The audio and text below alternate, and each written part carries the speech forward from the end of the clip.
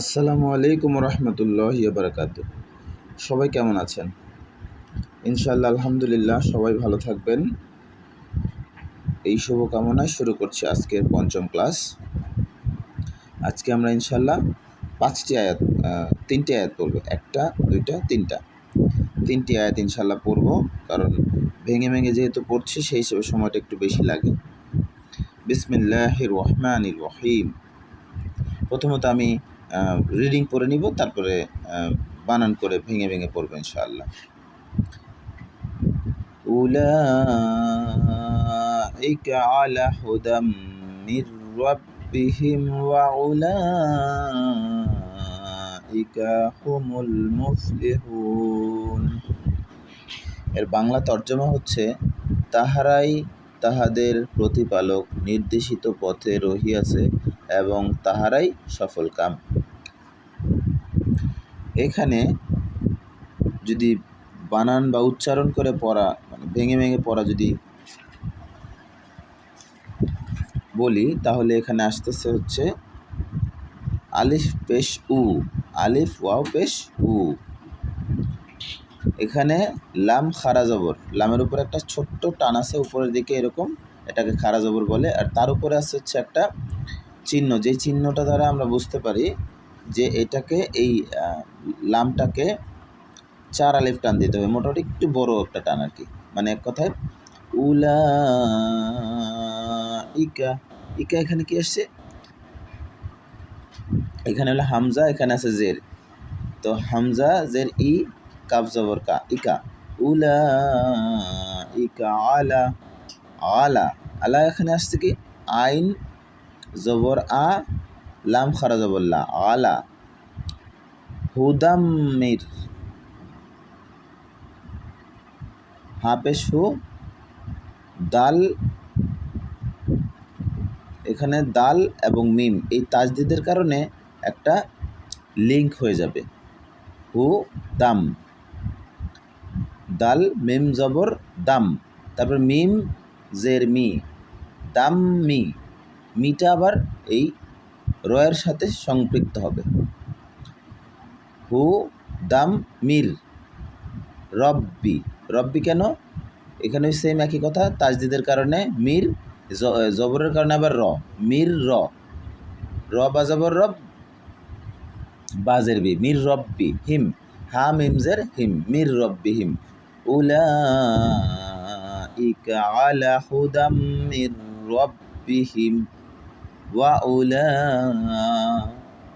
ওয়া জবর ওয়া, আলিফ পেশ উ, ওয়া উ, লাম খারা জবর লা, উপরে এই চিহ্নটার কারণে 4 আলিফ টানে পড়তে হয়, সেজন্য ওয়া উলাইকা, হামজাজের ই, কাফ জবর কা, ইকা, ই একই জিনিস এই উপরে ছিল। হাফেশ হো মিম পেশ মো, হুমো, তো হাফেশ হো মিম, মিম লাম পেশ মুল, হুমুল মুফলিহুন। মিম ফা, মিম ফা পেশ মুফ, এই উপরে একটা জজম আছে, এই যে উপরের দিকে একটা অ্যারো চিহ্নের মতো, এইটার মানেও লিঙ্ক করে পড়া। এটা হচ্ছে 2 বার উচ্চারণ হয় লিঙ্কের মাধ্যমে, এটা একবারই। মুফ লাম পেশলি মুফলি, হা ওয়া পেশ হু, নুন জবর না, হুন, মুফলি হুন।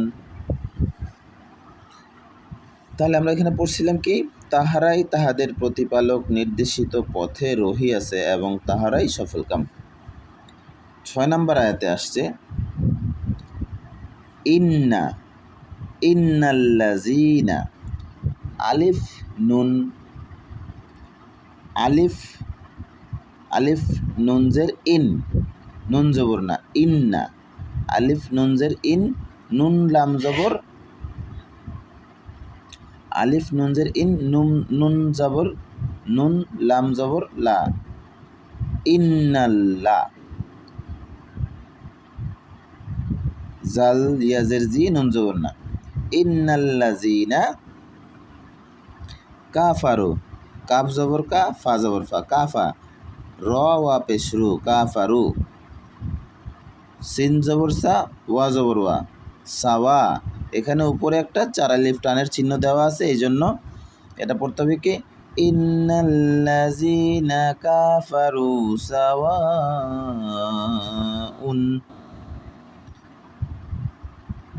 হামজা দুই পেশ উন, হাওয়া সাওয়াউন আলাইহিম, আলাই, আইন জবর আ, লাম ইয়া জবর লাই, আলাই, হা মিম জের হিম, আলাইহিম,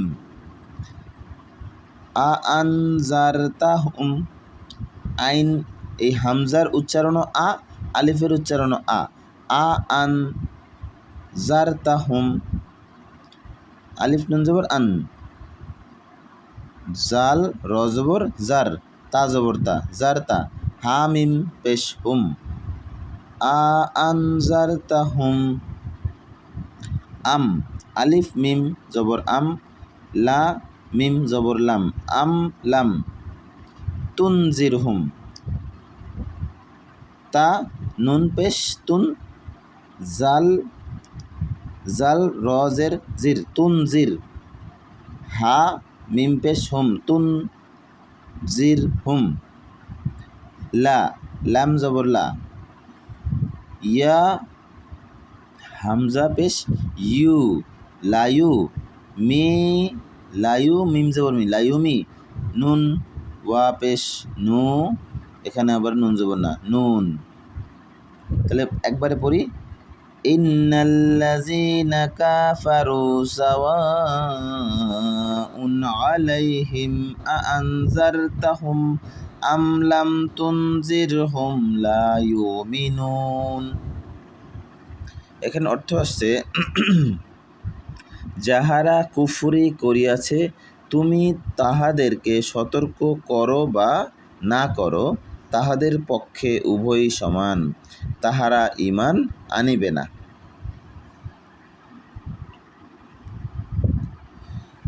সপ্তম আয়াতে আসছে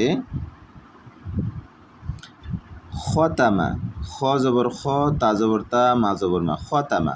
এখানে মিম লাম জবর মাল, লাম খারা জবর ল, খতামাল, হা পেশ হু, খতামাল্লাহু আলা, আইন জবর আ, লাম খারা জবর লা, আলা, কুলু, কফ পেশ কু, লাম ওয়া পেশ লু, কুলু, বিহিম, বাজের বি, হা মিম জের হিম, বিহিম, ওয়া আলা, ওয়া জবর ওয়া, আইন জবর আ, ওয়া আ, লাম জবর লা, ওয়া আলা, সা মিম জবর সাম, ওয়া আলা সাম ইহিম, আইন জের ই, হা মিম জের হিম, ওয়ালা সাম, ওয়া আলা সাম ইহিম, ওয়া আলা, ওয়া জবর ওয়া, আইন জবর আ, ওয়া আ, লাম খারা জবর লা, ওয়া আলা, ছোট্ট করে টান দিতে হবে, দুই আলিফ টানের মতো। এই যে উপরে একটা চিহ্ন আছে এটা, ওয়া আলা আবসারিহিম, আব, আলিফ বা জবর আব, স জবর সদ জবর স, আব স, র জের রি, হা মিম জের হিম, আবসারিহিম, গইন জের গি, শিন জবর সা, গিসা, গিসা ওয়াতুন, গিসা ওয়াতুন, ওয়া জবর ওয়া, তা দুই পেশ তুন, গিসা ওয়াতু, গিসা ওয়াতুয়া, তা এবং ওয়াও সম্পৃক্ত মানে লিঙ্ক হয়ে যাবে এই তাজদিদের কারণে। ওয়াতুয়া, আবার ওয়া জবর ওয়া, ওয়াতুয়া লাহুম, লা জবর লা, হামিম পেশ হুম, লাহুম, আজা, আইন জবর আ, আইন জবর আ, জাল জবর যা, আজা, বা দুই পেশ বুন, আজা বুন, আজিম, আইন জবর আ, জোয়াজের জি, আজি, জোয়াইয়াজের জি, মিম দুই পেশ মুন, আজিমুন। একসাথে উচ্চারণ করি তাহলে, খতামাল্লাহু আলা কুলুবিহিম ওয়া আলা সামিইহিম ওয়া আলা আবসারিহিম গিশাওয়াতুন ওয়া লাহুম আযাবুন আযীম। এখানে বলছে কি তাহলে, আল্লাহ তাদেরকে হৃদয় ও কর্ণ মোহর করিয়া দিয়েছেন, তাহাদের চক্ষুর উপর আবরণ রহিয়াছে এবং তাহাদের জন্য রহিয়াছে মহা শাস্তি। আলহামদুলিল্লাহ, আমরা 3টা আয়াত আজকে পড়ব বলেছিলাম, আলহামদুলিল্লাহ আমরা পড়েছি এবং সেটার তর্জমা জানার চেষ্টা করেছি। এখানে কিছু মানুষ বা কিছু জাতি সম্পর্কে আল্লাহ বলছে, যাহারা কুফরি করে এবং তাদেরকে সতর্ক করা হয়, কিন্তু সতর্ক তারা হয় না এবং তারা ঈমানও আনে না বা আনবে না কখনো, এরকম কিছুই আল্লাহ বলছেন। আমরা সতর্ক হয়ে যাই, আমরা মুসলমান হয়ে যেন অবশ্যই আল্লাহর কথা অনুযায়ী, আল্লাহর কোরআনের শিক্ষা অনুযায়ী নিজেদেরকে পরিচালনা করতে পারি। আমরা যেন অবশ্যই আল্লাহর প্রতি ঈমান আনি এবং ভালো কাজ করি, এই কামনায় এই ধরনের একটা কোরআন আমরা ইনশাআল্লাহ চেষ্টা করব বাসায় কিনে নেওয়ার। এটা হচ্ছে আল কোরআনুল কারীম ইসলামিক ফাউন্ডেশন বাংলাদেশ। এবং আমরা ছোট্ট যে বইটা নাদিয়াতুল কোরআন আমরা এর আগেও পড়েছি ইনশাআল্লাহ। এটা পড়ার একটাই কারণ, এটা পড়লে উচ্চারণের মধ্যে যে ছোট ছোট বর্ণগুলো আমাদের অনেক সময় বুঝতে কষ্ট হয়, ইনশাআল্লাহ এটার ভিতরে সেই কষ্টটা আর থাকবে না। এটার ভিতরে এমনভাবেই দেওয়া আছে।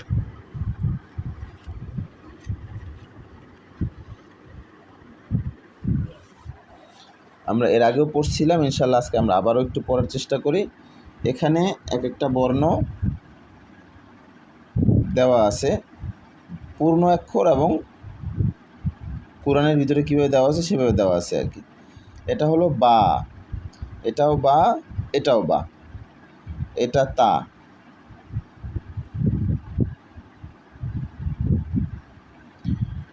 যাই হোক, আমরা ইনশাআল্লাহ আগামী ক্লাস আবারও এই কায়দার উপরে একটু ভালো সময় দিব। ক্লাস বেশি বড় হলে আমাদের ভাই ও বন্ধুরা অনেক সময় ক্লাসটা করতে পূর্ণ আগ্রহ হারায় ফেলে। এই জন্য আমরা আজকে এখানেই শেষ করব। আর কারো কোনো মন্তব্য থাকলে, কিছু বলার থাকলে, কিছু জানার থাকলে বা আরও অন্য কোনো বিষয়ে কোনো ক্লাস করার ইচ্ছা থাকলে আমাকে ইনশাআল্লাহ জানাবেন। ধন্যবাদ। আসসালামু আলাইকুম ওয়া রাহমাতুল্লাহি ওয়া বারাকাতুহু।